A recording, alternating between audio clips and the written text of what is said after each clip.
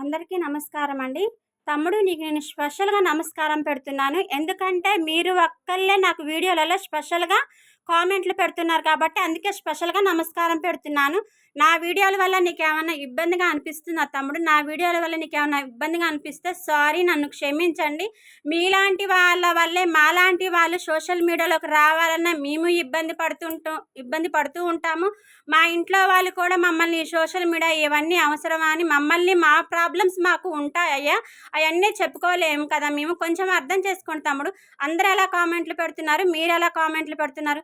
First నుంచి కూడా నేను మీ కామెంట్లు చూస్తూనే ఉన్నాను. కాకపోతే ఎందుకు ఆ తమ్ముడే నా వీడియోలు చూసి కామెంట్లు అలా పెట్టాలిలే.